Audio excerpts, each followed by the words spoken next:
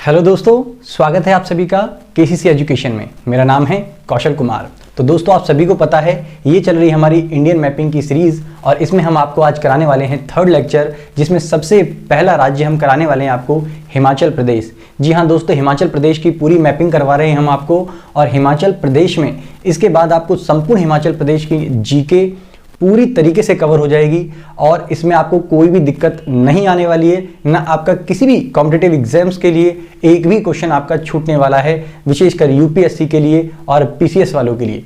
तो चलिए, क्योंकि दोस्तों हम क्लास को स्टार्ट करेंगे, क्योंकि आपको भी पता है क्लास स्टार्ट करने से पहले एक मोटिवेशन बहुत ज़रूरी है। क्योंकि जब हम लाइफ में किसी भी कामयाबी, किसी भी मुकाम पर पहुंचने के लिए अपने कदमों को जब आगे बढ़ाते हैं, तो आप सभी को पता है बीच बीच में हमारे कदम डगमगाने लग जाते हैं। और इन कदमों को ही संभालने के लिए, हौसला देने के लिए मैं आप, ताकि आप लोग क्या करें, थोड़े जोश से भर जाएं। देखिए जरा, जिंदगी इतना दर्द देती है, दिल में फिर भी उम्मीद रहती है। जिंदगी इतना दर्द देती है, दिल में फिर भी उम्मीद रहती है। दिल कहता है कुछ नहीं होगा, लेकिन कुछ तो होगा, उम्मीद कहती है। जी हाँ दोस्तों, हमको हमारे हौसले को बिल्कुल भी नहीं तोड़ना है, हिम्मत और साहस बरकरार बना के रखना है। और इसी के साथ हम स्टार्ट करते हैं आपका मैपिंग की क्लासेस। और इसमें हम सबसे पहले आपको कराने जा रहे हैं दोस्तों हिमाचल प्रदेश। जी हाँ दोस्तों, बिल्कुल भी एक मिनट की भी देरी ना करते सबसे पहले स्टार्ट करते हैं। आप सभी को पता है कि हिमाचल प्रदेश की जो राजधानी है वो हमारा शिमला है। जी हाँ दोस्तों, आप सभी को पता होना चाहिए कि हिमाचल प्रदेश की राजधानी शिमला है। साथ ही हिमाचल प्रदेश अब भारत का सबसे उत्तरी राज्य बन चुका है। जी हाँ, क्योंकि जब से हमारा जम्मू कश्मीर हमारा केंद्र शासित प्रदेश बना है, तब से हमारा हिमाचल प्रदेश सबसे उत्तरी राज्य हो गया है भारत का। और इसका जो क्षेत्रफल है, जी हाँ, इसका जो पूरा क्षेत्रफल आप देखेंगे वो लगभग आपका 55,673 वर्ग किलोमीटर है। साथ ही यहाँ पर हिंदी भाषा, जी हाँ, यहाँ की राज्य भाषा क्या है? हिंदी है। हिंदी बोली जाती है, आधिकारिक तौर पर यहाँ की मान्यता प्राप्त भाषा हिंदी है। साथ में यहाँ पर जो लोकल लैंग्वेज है, पहाड़ी भाषा भी बोलते हैं। जी हाँ, यहाँ की साक्षरता दर बहुत अच्छी है, यानी कि 82.8% यहाँ की जनसंख्या साक्षर है। तो आप देख रहे हैं कि किस तरीके से हमारा हिमाचल प्रदेश अब कदम से कदम आगे बढ़ाकर तरक्की के रास्ते पर निकल रहा है। और भारत का जिस दिन हर राज्य ऐसे ही शिक्षा के मामले में उज्जवल हो जाएगा, उसका भविष्य भी उज्जवल हो जाएगा। ठीक है ना? चलिए आगे बढ़ते हैं दोस्तों। थोड़ी सी इंट्रोडक्शन दे रहा हूं हिस्ट्री का कि हमारा जो हिमाचल प्रदेश है उसका गठन कैसे हुआ। तो सबसे पहले आप देखिएगा कि हिमाचल प्रदेश का ही मैपिंग देख रहे हैं आप। हिमाचल प्रदेश अगर किसी को नहीं पता है तो जम्मू कश्मीर के जस्ट नीचे देखिएगा, तो आपको पता चल जाएगा कि हमारा हिमाचल प्रदेश का मानचित्र कहां पर है। ठीक है दोस्तों, चलिए, तो सबसे प्राचीन समय में यहां पर हमारा हिंदुओं का शासन था। जी हां, हमारे प्यारे हिंदुओं का शासन था। और वहां एक जनजाति रहती थी, ये मिक्स जनजाति थी, जिसमें कुछ लोग दास थे, कुछ दासू थे, तो कुछ हमारे निषाद करके जनजाति हुआ करती थी। ये मिक्स जनजाति थी और ये आराम से यहाँ पर जीवन व्यतीत कर रहे थे। फिर पता नहीं मध्य एशिया से आर्य लोग आए, इन्होंने इन पर आक्रमण कर दिया और आर्यों ने सबसे पहले यहीं पर आक्रमण किया और फिर यहाँ पर अपनी स्थापना इसकी कर ली, यानी कि अपने शासन को वहां पर बरकरार किया।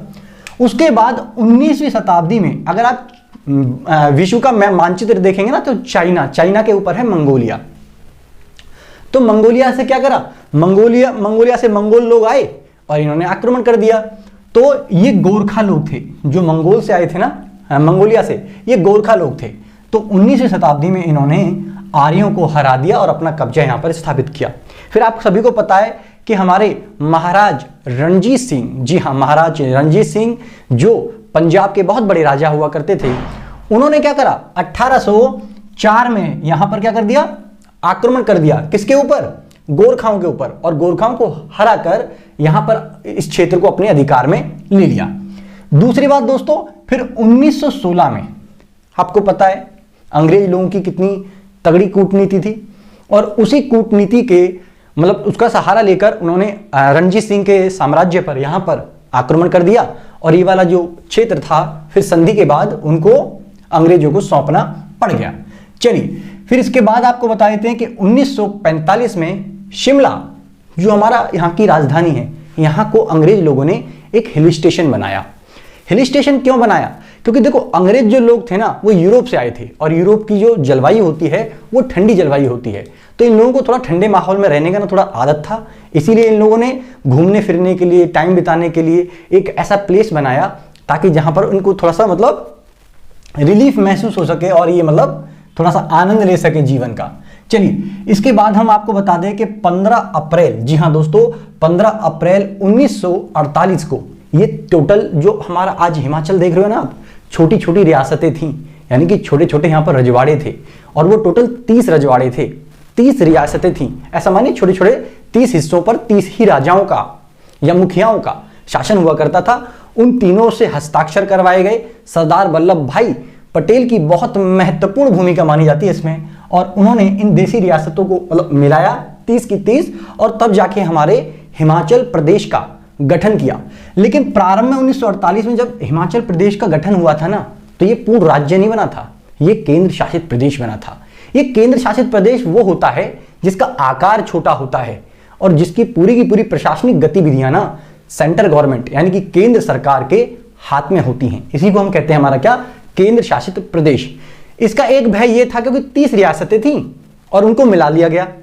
अगर केंद्र का कब्जा ना रहता या केंद्र का अधिकार ना रहता तो हो सकता है ये वापस टूटने का भय था और दोबारा से हमारा अखंड भारत जो था मतलब हमारे भारत का विखंडन हो जाता ना, इसीलिए तो सरदार वल्लभ भाई की बहुत महत्वपूर्ण भूमिका है इसमें। नेक्स्ट दोस्तों हमारा 25 जून 1971 को इसकी स्थापना हुई और इसको एक पूर्ण राज्य का दर्जा प्राप्त हुआ। इसीलिए 25 जून को हिमाचल प्रदेश का क्या मानते हैं, हिमाचल प्रदेश दिवस के रूप में भी मनाते हैं। चलिए हिमाचल प्रदेश को देवों की भूमि कहा जाता है। जी हाँ, हिमाचल प्रदेश को देवों की भूमि कहा जाता है क्योंकि यहाँ पर देवी देवताओं से संबंधित बहुत ही पौराणिक कथाएं मतलब बहुत फेमस हैं और यहाँ पर मतलब पावन जो उनके चरण थे वो यहाँ पर मतलब देखे जाते हैं, आपको सभी को पता है। चलिए एक क्वेश्चन बेटे बहुत देख लीजिएगा आप सब लोग, बहुत आता है सीमा को लेकर कि हिमाचल प्रदेश की जो सीमाएं हैं वो मतलब किस किस राज्य से मिलती हैं, किस किस केंद्र शासित प्रदेश से मिलती हैं या फिर अंतरराष्ट्रीय सीमा किससे मिलती है। तो तीनों बता रहा हूं, तीनों ही याद रखिएगा कि जो इसकी सीमा है, सबसे पहले तो राज्य देख लीजिए, 4 राज्यों से मिलती है। आपका कौन कौन सा, पंजाब हरियाणा और आपका उत्तराखंड और फिर आपका यूपी। जी हाँ, इन 4 राज्यों से इसकी सीमाएं मिलती हैं। हालांकि पहले जम्मू कश्मीर जब राज्य था तो उसकी भी सीमा मिलती थी, लेकिन अभी जम्मू कश्मीर और लद्दाख क्योंकि केंद्र शासित प्रदेश बन गए हैं, इसीलिए 2 केंद्र शासित प्रदेश जम्मू कश्मीर और आपका लद्दाख, इसकी सीमा भी हमारी इनके साथ मिलती हैं। इंटरनेशनल सीमा देखें तो चाइना के साथ, जी हाँ, हमारे जो पड़ोसी देश है चीन, उसके साथ हमारी इसकी सीमाएं लगती हैं। अगर इसके जिलों की बात करें ना दोस्तों, तो सबसे उत्तरी जिला, सबसे दक्षिणी जिला, सबसे पूर्वी जिला और सबसे पश्चिमी जिला, इसका कौन कौन सा है देखने का प्रयास कीजिएगा। सबसे पूर्वी जिला है किन्नौर, क्या है, किन्नौर, जी हाँ। और सबसे पश्चिमी जो हमारा राज्य है जिला है, ये है हमारा कांगड़ा। सबसे उत्तरी जिला आपका चंबा और सबसे दक्षिणी जिला हमारा सिरमौर है। आई होप आपको ये समझ में आ रहा होगा। अगर आपको अभी भी दिक्कत है ना, तो आपको पता होगा मैंने आप लोगों को कहा था ये मैपिंग लेने के लिए, ठीक है ना। आपको करना क्या है कि जब मैं मैपिंग करवाऊंगा ना, तो आपको ऐसे करके हमारा हिमाचल प्रदेश का पूरा ऐसे लोकेशन देख लेना है। और जैसे जैसे मैं आपको बताऊंगा ना सारी बातें, जैसे मैंने बताया किन्नौर, तो आपको यहां पर ना किन्नौर को लेके क्या कर लेना है, सॉरी एक मिनट रुकिएगा जरा। जैसे हमारा ये क्या है, हिमाचल प्रदेश, तो मैंने कहा किन्नौर, आपको क्या करना है कि किन्नौर ये रहा, तो यहां पर किन्नौर को अंडरलाइन करेंगे। तो ये हमारा सबसे पूर्वी हमारा जिला है। इसके बाद मैंने आपको क्या कहा, सबसे पश्चिमी कांगड़ा, तो कांगड़ा को आपको अंडरलाइन करना है। उत्तर में सबसे उत्तरी कौन है, चंबा को अंडरलाइन करना है। और फिर आपका क्या, सिरमौर, ठीक है ना, तो इसको भी आपको क्या करना है, सिरमौर को अंडरलाइन करना है। जितनी भी चीजें मैं आपको बताता जाऊं, आप धीरे धीरे सारी की सारी चीजें देखते जाएंगे अपनी मैपिंग में, और उनको आप गोला करते रहिएगा पेंसिल से या फिर जो हमारा हाइलाइटर आता है उससे आप हाईलाइट उसको कर दीजिए, ताकि आपको लोकेशन पता रहे, क्योंकि लोकेशन से संबंधित कई सारे क्वेश्चन यूपीएससी और पीसीएस में पूछे जाते हैं, ठीक है ना। चलिए आगे बढ़ते हैं दोस्तों। सबसे पहले बात करते हैं कुल्लू की। जी हाँ, तो कुल्लू किसके लिए प्रसिद्ध है? सेब के लिए। जी हाँ, यहाँ पर सेब बहुत होते हैं। और कुल्लू आपको पता कितनी अच्छी घाटी है, घाटियों के लिए, वादियों के लिए भी ये जाना जाता है। और एक हमारा हिल स्टेशन भी है ये, तो हिल स्टेशन के लिए तो जाना ही जाता है। और कुल्लू के अंदर ही है एक जगह, जी हाँ, एक शहर मनाली। तो मनाली भी बहुत फेमस है। कभी आप लोगों का विवाह हो जाए तो मनाली लेके जाइएगा, है ना, अपनी वाइफ को। बड़ा अच्छा प्रदेश बताते हैं, कहते हैं बड़ी ठंडी और बड़ी रोमांचक जगह है। इसके साथ आता है हमारा क्या? शिमला। शिमला हमारा क्या है? शिमला मैंने बताया अभी हिमाचल प्रदेश की राजधानी भी है और साथ में एक ठंडा प्रदेश भी हमारा है, ठीक है ना, हिल स्टेशन भी है हमारा। फिर आता है पठानकोट। जी हाँ, पठानकोट आप देख लीजिएगा, यहाँ आपको पठानकोट मिलेगा, जो वैसे तो आधिकारिक तौर पर देखा जाए पठानकोट, तो राजनीतिक तौर पर तो उस पर पंजाब का मतलब अधिकार है, पंजाब के अंदर आता है। लेकिन ये 3 जो हमारे राज्य हैं इनकी सीमा के बॉर्डर पे टच होता है, जैसे कि हिमाचल प्रदेश, जम्मू कश्मीर और आपका पंजाब। इन तीनों की सीमा से ये टच होता है पठानकोट। जी हाँ, ये बहुत इंपॉर्टेंट है पठानकोट जानना। तो आधिकारिक तौर पर क्या हमारा पंजाब का अधिकार है इस पर, लेकिन पंजाब, हिमाचल प्रदेश और जम्मू कश्मीर की सीमाओं के बीच में, यानी कि 3 राज्यों की सीमा पे ये हमारा टच होता है। तो इससे भी क्वेश्चन बन सकता है, ठीक है ना, कि पठानकोट की जो हमारी सीमाएं हैं किस किस राज्य से मिलती हैं, ये थोड़ा सा याद रखिएगा, ठीक है। चलिए आगे बढ़ते हैं। ये एक जम्मू कश्मीर में एक कठुआ नाम का क्या है? कठुआ नाम का एक हमारा जगह है या जिला है। तो पठानकोट को कठुआ को पठानकोट का जुड़वा शहर भी कहते हैं या जिला भी कहते हैं, ठीक है ना। तो जुड़वा जिले के नाम से जानते हैं पठानकोट के किसको? कठुआ को। जी हाँ, यहां पर 2 जनवरी 2016 को एक आतंकवादी हमला हुआ था। ऐसा माना जाता है कि वो, आपको पता है ऐसी हरकत कौन कर सकता है? हमारा पड़ोसी देश, उसके अलावा और तो कोई करेगा नहीं। तो आतंकी हमला हुआ था। आतंकी हमला क्यों हुआ था ये भी समझ लीजिए, क्योंकि हमारा यहाँ पर क्या है, एक पठानकोट के अंदर हमारा वायुसेना का अड्डा है, मतलब हमारी वायुसेना का वहां से आवागमन होता रहता है। और उसी मतलब हमारे शक्तियों को थोड़ा कमजोर साबित करने के लिए ये आतंकवादियों ने क्या कर दिया, यहाँ पर हमला कर दिया। लेकिन वायुसेना का पराक्रम तो आपको पता है ना, भारतीय वायुसेना का पराक्रम कितना है, और फिर हम कैसे भी करके उससे बाहर निकले। चलिए एक देख लें आप, कांगड़ा। कांगड़ा यहां पर है, आप देख लीजिएगा मैपिंग में, मैपिंग साथ लेके बैठिए। कांगड़ा किसके लिए प्रसिद्ध है? जी हाँ, घाटी के लिए, सुंदरता के लिए और अपनी चाय के लिए बहुत फेमस है हमारा कांगड़ा जिला, ठीक है ना। चलिए एक और देखते हैं, धर्मशाला। जी हाँ, धर्मशाला जगह को आप देखेंगे तो ये भी हमारा कांगड़ा में ही है, ठीक है ना। शीतकालीन राजधानी माना जाता है इसको। जी हाँ, धर्मशाला को अगर देखोगे आप तो हिमाचल प्रदेश की एक शीतकालीन राजधानी भी है। जी हाँ, तो हिमाचल प्रदेश की 2 राजधानी हैं, शिमला ग्रीष्मकालीन है और धर्मशाला शीतकालीन है।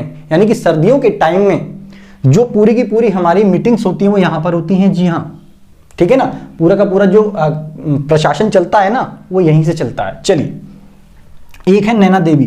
क्या? नैना देवी। तो नैना देवी भी हमारा कहां पर है? यहीं पर है, धर्मशाला के पास में ही। लोकेशन देख लीजिएगा आप मैपिंग में। ये किसके लिए? एक धार्मिक स्थल है। नवरात्रे होती है हमारी, हम माता जी की पूजा करते हैं, उनमें से एक माता जी है हमारी क्या बोलते हैं, नैना देवी। उन्हीं की याद में या उन्हीं के आधार पर यहाँ पर ये एक धार्मिक स्थल है जिसको बहुत पवित्र माना जाता है। चलिए एक जगह और है यहीं पर, आप देखेंगे बिलासपुर। जी हाँ, बिलासपुर भी हमारा एक जिला है और ये पहला नियोजित हिल स्टेशन है जिसको प्लानिंग करके बनाया गया है। ये पहला हमारा नियोजित हिल स्टेशन है। जी हाँ, आगे बढ़ते हैं। दूसरा हमारा क्या? सोलन। ये भी एक जिला है। अगर सोलन जिले को आप देखोगे अपनी मैपिंग में तो आपको यहां मिलेगा, ठीक है ना। तो सोलन एक हमारा क्या है? जिला है। इसको पहाड़ी, जी हाँ, पहाड़ों का प्रवेश द्वार कहा जाता है। पहाड़ों का प्रवेश द्वार सोलन को, बहुत अच्छा प्लेस है यहाँ, तो हम भी जा चुके हैं। और मशरूम बहुत फेमस है यहाँ की, ठीक है ना। तो मशरूम सिटी भी इसको कहते हैं। सोलन के अंदर आलू की खेती भी बहुत होती है यहाँ पर, ऑर्गेनिक जो आलू हम कहते हैं, जिसको जैविक कृषि कहते हैं ना, तो आलू भी बहुत अच्छा होता है यहाँ पर, ठीक है ना। और चाय भी फेमस है यहाँ की। तो मुख्य रूप से तो पहाड़ी द्वार कहा जाता है। और दूसरा हमारा यहाँ पर मशरूम सिटी। मशरूम आपको पता है ना, वो मशरूम जो आप खाते हो बहुत प्रोटीन होता है उसके अंदर, ठीक है ना। तो वो थोड़ी सी चीजों को ध्यान रखिएगा। चलिए आगे बढ़े दोस्तों। तो ज्वालामुखी, जी हाँ, ज्वालामुखी एक जगह का नाम है जो कि कहां पर है? कांगड़ा के अंदर है। कांगड़ा के अंदर यहां पर आपको एक ज्वालामुखी नाम का जगह मिलेगा। यहां जब आप देखेंगे, ठीक है, तो यहां पर क्या मिलेगा आपको? ज्वालामुखी। किसके लिए प्रसिद्ध है? शिव मंदिर के लिए। यहां पर एक बहुत ही अच्छा भव्य शिव मंदिर है, उसके लिए फेमस है। फिर आता है आपका क्या, जोगिंदर नगर। जी हाँ, यहाँ जाएंगे तो आपको जोगिंदर नगर मिल जाएगा। और जोगिंदर नगर हमारा कहाँ पर है, मंडी के अंदर। जी हाँ, आप जाएंगे तो मंडी में, मतलब मंडी जिला है, वहाँ आपको मिलेगा ये जोगिंदर नगर। एक हमारे जोगिंदर सेन नाम के वहाँ के राजा थे मंडी के, तो उन राजा के नाम पर इसका नाम रख दिया गया हमारा क्या, जोगिंदर नगर। अब ये जो जोगिंदर नगर है, इसे फेमस एक कहानी है, वो सुना देते हैं आपको, ठीक है ना। एक बाबा थे, बाबा का नाम क्या था हमारा, कमला हिया बाबा। क्या नाम था, कमला हिया बाबा। कमला हिया बाबा बहुत प्रसिद्ध बाबा थे और वो जम्मू कश्मीर वगैरह से आए थे इधर की साइड तपस्या करने के लिए। उन्होंने यहाँ देखा कि बहुत अच्छा प्लेस है, सुंदर प्लेस है, ठंडा प्लेस है, तपस्या करने लग गए। और यहाँ पर एक बराबर में ही पास में कुटिया में एक बुढ़िया रहा करती थी। ये डेली उस बुढ़िया से भिक्षा मांगने के लिए जाते और उससे दूध लेके आ जाते, ठीक है ना, भिक्षा के रूप में दूध लेके आते। बुढ़िया भी इनको दूध दे देती थी और ये अपना उसको पी लेते थे। इस प्रकार की एक कहानी है। एक दिन ऐसा हुआ कि वो जो बूढ़ी माता जी थी, वो क्या हुआ, वो मतलब देर से आई, मान लीजिए कहीं गई थी घास वास लेने के लिए, देर से आई, बाबा वहीं पर उनका वेट कर रहे थे। उन वैसी धूप में से आई थी और दिमाग वैसे ही गर्म था। बाबा ने कहा कि माता जी दूध दे दीजिए। उनका दिमाग भिनक गया। उन्होंने बड़ी खरी खोटी सुनाई बाबा को कि डेली यहाँ पर आ जाता है, ये करता है, वो करता है। उसके बाद बाबा बिना दूध लिए वहां से लौट गए और बाबा एक पेड़ के नीचे बैठ गए। ऐसा बताते वहां पर एक गड़रिया देख रहा था, उसकी जो बकरी थी वो वहीं चल रही थी। अचानक से बाबा जहां बैठे थे ना, बाबा वहीं समाहित हो गए और जो बकरी खड़ी थी, ऐसा चमत्कार उसने देखा अपनी आंखों से कि जो बकरी का दूध है वो एकदम धार बन के मतलब बाबा के ऊपर गिर रहा है और बाबा ने एक पत्थर के रूप में समाधि ले ली है। और यहाँ पर ये पूरा का पूरा जो स्थान है बहुत फेमस हो गया। अब तो लोग यहाँ पर मतलब यात्राएं करते हैं, एक तीर्थ स्थल है ये। लोग अपनी मनोकामनाओं को पूरा करने के लिए, अपने पापों को धुलने के लिए यहाँ हमारा जाया करते हैं। चलिए, तो ये छोटी सी स्टोरी थी, आई होप आपको थोड़ा मजा आया होगा। चलिए, एक है हमारा पोंटा साहिब। जी हाँ, सिरमौर को पोंटा साहिब भी कहते हैं, ठीक है ना। जो सिरमौर जिला है ना, यहाँ पर यहाँ मिलेगा आपको सिरमौर जिला, ये इसको क्या कहते हैं, पोंटा साहिब भी कहते हैं। चलिए, क्यों कहते हैं पोंटा साहिब, क्योंकि इसलिए कहते हैं क्योंकि यहाँ पर जो हमारे गुरु नानक देव थे, जी हाँ, गुरु नानक देव जी थे, उन्होंने क्या करा था, ये सिखों के एक धार्मिक गुरु थे गुरु नानक देव जी। इन्होंने गुरु ग्रंथ साहिब को यहीं पर लिखा और यहाँ पर एक बहुत फेमस, उन्हीं की याद में एक गुरुद्वारा बनाया गया है पोंटा साहिब नाम से, तो इसीलिए इसका नाम बहुत फेमस है। चलिए, ये तो होगी यहाँ की कहानी हमारी। आई होप आपको क्लियर हुआ होगा। एक है हमारा, इधर की साइड आप जाओगे ना, यहाँ पर एक जगह मिलेगी आपको, यहाँ देखिएगा, यहाँ एक जगह मिलेगी आपको। नाम क्या है इसका, रिकोंग पीओ। जी हाँ, रिकोंग पीओ। ये किन्नौर के यहाँ पर आपको मिलेगी, तो देख लीजिएगा। ये सबसे बड़ा, हिमाचल प्रदेश का सबसे बड़ा वाणिज्यिक क्षेत्र है। जी हाँ, आप सोचकर मतलब हैरत हो जाओगे कि सबसे बड़ा वाणिज्यिक क्षेत्र, यानी कि वाणिज्यिक प्रसंस्करण क्षेत्र। ये क्या होता है प्रसंस्करण? प्रसंस्करण का मतलब होता है जब हम किसी भी आइटम को ना प्रोसेस करके निकालते हैं। प्रोसेस करके कैसे, जैसे मान लीजिए मैं चिप्स है, तो मैं अगर आलू को ऐसे ही बेचने लगूं या चिप्स को ऐसे ही बेचने लगूं तो प्रोसेसिंग नहीं होगी। लेकिन अगर उस मतलब किसी भी आइटम को उसके रूप को बदलकर, चमकाकर, उसको एक टाइटल देकर, एक ब्रांड देकर, पैकिंग कर कर या फिर मतलब एक नए तरीके से उसको जब मैं बेचता हूं ना, उसे कहते हैं हमारा प्रोसेसिंग। यानी कि कोई भी एक आइटम हो सकता है, उस आइटम में जब हम तकनीक का प्रयोग करके उसको चमका दें, उसको अलग डिजाइन दे दें या उसकी पैकिंग कर दें, ये पूरा प्रोसेस ही कहलाता है हमारा क्या, प्रसंस्करण। इससे उस जो वस्तु है ना उसका प्राइस बढ़ जाता है। तो हमारा यहाँ पर हिमाचल प्रदेश का सबसे बड़ा वाणिज्यिक जो प्रसंस्करण क्षेत्र है वो हमारा कौन है, रिकोंग पीओ। ध्यान रखिएगा इस बात को, क्योंकि इससे हिमाचल प्रदेश की अर्थव्यवस्था पर बहुत अच्छा प्रभाव पड़ता है, ठीक है ना, क्योंकि इनकम का भी तो सोर्स बन जाता है ना। तो ऐसे वाणिज्यिक क्षेत्र हमको भारत में ना और भी विकसित करने की आवश्यकता है, जिससे हमारी महिलाओं को या हमारे जो यंगर्स लोग हैं ना उनको रोजगार दिया जा सकता है। क्योंकि आज आप जितनी भी चीजें देख लीजिए, खिचड़ी देख लीजिए, कितनी मतलब हमारे लिए कितनी हेल्दी होती है, लेकिन अमेरिका मतलब बर्गर, पिज्जा, ये सब मोमोज वगैरह, ये चाइना वाइना, ये सब फेमस हो रहा है, बट हमारे यहाँ का कोई आइटम क्यों फेमस नहीं हो रहा? मतलब थोड़ा समझने का प्रयास कीजिएगा। हमको हमारे आइटम्स को अगर हम थोड़ा सा मतलब सपोर्ट करें ना, तो हम इनको फेमस कर सकते हैं, ठीक है ना। लेकिन यहाँ पर आना क्या चाहिए, खाद्य प्रसंस्करण आना चाहिए, जो कि क्षेत्र में भी इन्वेस्टमेंट हो भी नहीं रहा है। अगर हम ऐसा कर देते हैं ना, तो शायद प्रोडक्टिविटी बहुत ज्यादा हो जाएगी इंडिया की। चलिए, यहीं पर एक 80 फीट ऊंचे स्तंभ पर एक शिवलिंग बना हुआ है, ठीक है ना। यहीं पर 80 फीट ऊंचे पर एक शिवलिंग बना हुआ है और ऐसा बताते हैं कि वो चढ़ाई चढ़ते चढ़ते और उस शिवलिंग की यात्रा करते करते या परिक्रमा करते करते 1 हफ्ते का समय लग जाता है। तो ये भी बड़ा फेमस है, आप जाओ कभी तो देखना। चलिए बैजनाथ, जी हाँ, बैजनाथ मतलब यहाँ का एक जिला है, सॉरी शहर है, ये धार्मिक स्थल है और कांगड़ा के अंदर ये हमारा है और शिव मंदिर के लिए फेमस है। पॉइंट टू बी नोटेड, नागर शैली में बना हुआ है। जी हाँ, ऐसी कई मतलब मंदिरों को बनाने की ना कई सारी हमारी शैली होती है, बेसर शैली होगी, नागर शैली होगी, ये सारी शैलियां हम आपको ना आर्ट और कल्चर में करवाएंगे कवर, ठीक है ना। फिलहाल बस इतना समझ लीजिएगा कि जो बैजनाथ मंदिर है शिव जी का, वो हमारा बेसर शैली में बना हुआ है, ये प्रश्न पूछा जा सकता है। चलिए नेक्स्ट देखते हैं दोस्त, हमारा मणिकरण। जी हाँ, मणिकरण कहां पर है? कुल्लू में है। कुल्लू का एक प्रदेश है, यहां पर आप जाएंगे तो मणिकरण आपको मिलेगा, ठीक है ना। मणिकरण, तो मणिकरण क्या है हमारा? यहां पर सती, आपको पता है माता सती थी, है ना, और उनके अंग को मतलब विष्णु जी ने अपने मतलब वो सुदर्शन चक्र से कई भागों में मतलब काट दिए थे उनके अंगों को, तो उनके कई सारे अंग हमारे गिरे थे और जहां जहां उनके अंग गिरे थे उनको शक्तिपीठ के नाम से जाना जाता है। तो एक हमारा शक्तिपीठ है यहां पर मणिकरण के अंदर, ठीक है ना। तो ये जो शक्तिपीठ है ना मणिकरण में, ये हमारा क्या है? शक्तिपीठ, और इसी को हमारा मणिकरण कहा जाता है। मणिकरण मतलब उनके कान की बाली यहां आके गिरी थी, तो कर्ण मतलब होता है हमारा कान, है ना, तो मणिकर्ण इसी के ऊपर उनका नाम रखा गया है कि उनके कान की बाली हमारी यहां पर आकर गिरी थी। चलिए, और दूसरी बात, ये रत्नों के लिए, बहुमूल्य रत्न जो होते हैं, जैसे ये आपका सोना हो गया, चांदी हो गया ना, इनके लिए बड़ा फेमस है मणिकरण, ठीक। दूसरा क्या है? यहां पर गर्म पानी की झील है। जी हाँ, आप बड़ा मतलब सोच के हैरत में हो जाएंगे कि यहाँ ठंडा प्रदेश है और यहाँ गर्म पानी के झरने और झील भी बहती हैं, और जैसे ही वो झरने गिरते हैं ना तो नीचे क्या है? ठंडा, और ऊपर से गर्म पानी, तो एक भाप जैसी निकलती है।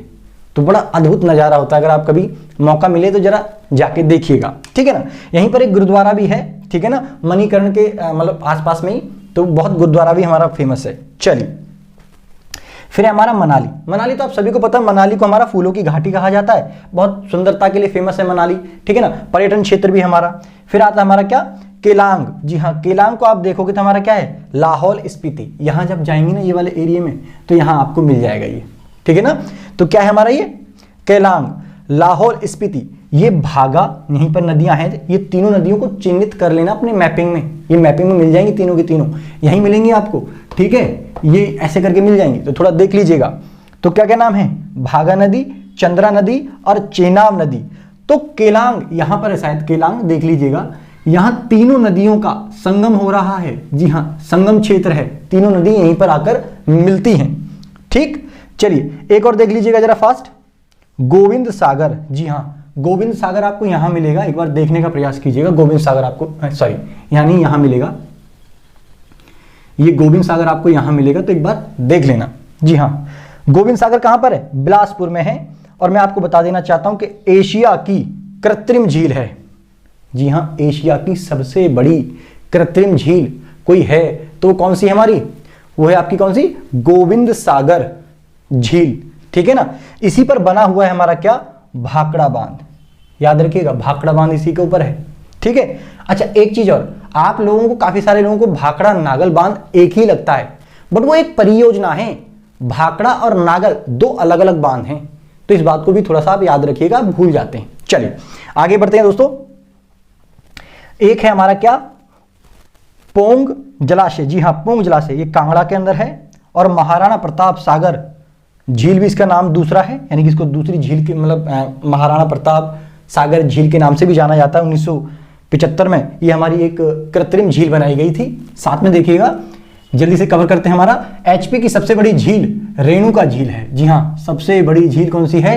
रेणुका झील है। इसी को कहा जाता है नहान झील, और ये आपको यहां मिलेगी, आप देखिएगा यहां पर आपको मिलेगी, ठीक है ना, नहान झील भी कहते हैं। और रेणुका जो थी ना, वो परशुराम जी की हमारी कौन थी? माता जी थी। परशुराम पता है ना, परशुराम जी, वही जो रामायण में जब जिनका धनुष वो तोड़ देते हैं ना राम जी, वो जो उनका धनुष था, शिव धनुष, शिव जी ने जिनको धनुष दिया था ना, वो परशुराम जी थे, और परशुराम जी ने इनको दे दिया था, सीता माता जी को।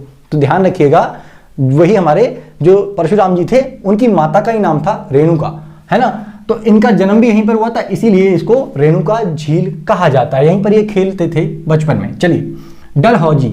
डलहौजी एक जगह है यहाँ पर, डलहौजी एक जगह है हिमाचल प्रदेश की। यहाँ पर डलहौजी नाम से एक हमारे लॉर्ड डलहौजी नाम से गवर्नर थे, ब्रिटिश गवर्नर, जो अंग्रेज वगैरह हमारे यहाँ पर मतलब आए थे और उनका जब शासन था यहाँ पर, तो डलहौजी के नाम पर ही इनका नाम रख दिया गया है। ठीक है ना। एक है सूरज ताल झील। जी हाँ, सूरज ताल जो झील है ना, हिमाचल प्रदेश की सबसे ऊंची झील है, सबसे ऊंची झील हिमाचल प्रदेश की, और भारत की तीसरे नंबर की सबसे ऊंची झील है, ध्यान रखिएगा।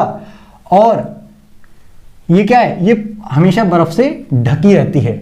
ऐसी एक झील है चंद्रताल झील, ये हमारी क्या है, सुंदरता के लिए बड़ी फेमस है। और दो नदी, चंद्रा और आपका भागा, दोनों नदी ये यहीं पर, ध्यान रखिएगा, ये इसी के संबंध में है, इन्हीं के आसपास में ये झील है हमारी चंद्रताल झील।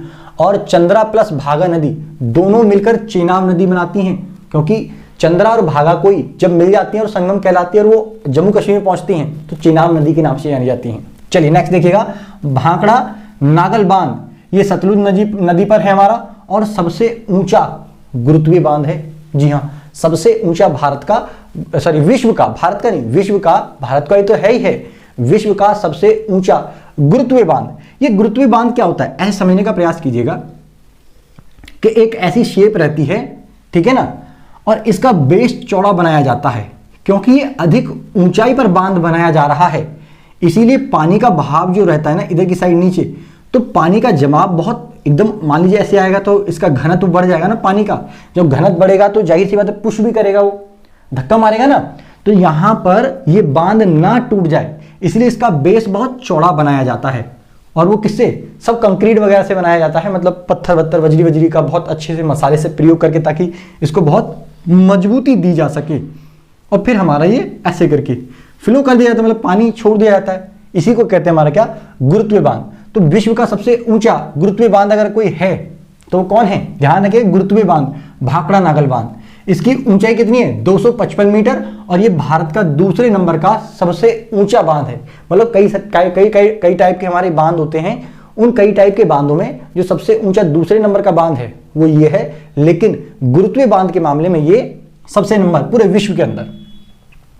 ध्यान रखिएगा इस बात होगा। 1955 में नेहरू जी ने इसका उद्घाटन किया था, बनाना प्रारंभ हुआ था, हालांकि 1946 में स्टार्ट हो गया था, बट 55 में नेहरू जी ने इसको आगाज दे दिया, और फिर मतलब 1963 के अंदर 1963 में इसका कार्यक्रम पूरा हो चुका था। चलिए कुछ छोटी मोटी जानकारी और है, उनको देख लीजिएगा। चमेरा बांध, जी हाँ, चमेरा बांध ये दोनों नदियों पर है हमारा, रावी और चंबा नदी के ऊपर है। रावी और चंबा नदी भी आपको यहीं मिल जाएंगी, तो थोड़ा देख लीजिएगा प्लीज। एक है आपका क्या, पड़ोई बांध, पड़ोई बांध आपको यहाँ मिल जाएगा, ठीक है ना, ये व्यास नदी पर है, व्यास नदी भी आपको यहीं मिल जाएगी। एक है आपका नाथपा बांध जो सतलुज नदी पर है, जो आपको यहाँ मिल जाएगा, एक बार देख लीजिएगा। ये बहुत इंपॉर्टेंट है, रोहतांग दर्रा, जी हाँ, रोहतांग दर्रा, ये वाला रोहतांग दर्रा, ये किसको मिलाता है, मनाली से लद्दाख को मिलाता है। इसी को क्या कहते हैं, रोहतांग दर्रे को फूलों के बगीचे के नाम से भी जानते हैं। क्यों, क्योंकि यहाँ पर बहुत सारे फूलों की बगीचे हमारे होते हैं, ठीक है ना। एक है शिपकिला दर्रा, ये किन्नौर को तिब्बत से मिलाता है। जी हाँ, क्या है, शिपकिला दर्रा, ये हमारा तिब्बत हो जाएगा इधर, तो ये तिब्बत को मिलाता है किससे, शिमला से, सॉरी माय मिस्टेक, किन्नौर से। एक है आपका बाड़ा लाचा दर्रा, बाड़ा लाचा दर्रा हमारा मंडी से तिब्बत को मिलाता है। बाड़ा लाचा दर्रा किससे मिलाता है, मंडी को तिब्बत से मिलाता है, सॉरी, ऐसे करके देख लीजिएगा, ठीक है। एक है हमारा क्या, नंगा पर्वत, पता है क्या आपको नंगे पर्वत के बारे में? चलिए मैं बता देता हूं आपको कि नंगा पर्वत विश्व का सबसे ऊंचा नौवीं चोटी के रूप में गिना जाता है। और ये जो नंगा पर्वत है ना, ये जम्मू कश्मीर के अंदर है। आप लोगों को, ठीक है ना, इसे पर्वतों को क्या कहते हैं, कातिल भी कहते हैं। जी हाँ, इस पर्वत को, नंगे पर्वत को कातिल पर्वत के नाम से भी जानते हैं। क्या आपको पता है बात? क्योंकि यहाँ पर जितने भी लोग जाते हैं ना, मतलब वो पर्वत आरोहण करते समय गिर जाते हैं, फिसल जाते हैं, जिसकी वजह से इनकी जान भी चली जाती है, ठीक है ना। तो ये दोस्तों पूरा का पूरा मैपिंग था। आई होप आप लोगों को मजा आया होगा और आप लोगों को काफ़ी सारी नॉलेज और इन्फॉर्मेशन मिली होगी। अगर कोई भी इश्यू है, कोई भी दिक्कत है, कमेंट बॉक्स में प्लीज़ जरूर बताइएगा। चलिए मिलते हैं आपको नेक्स्ट वीडियो में, तब तक के लिए थैंक यू। जय हिंद, जय भारत।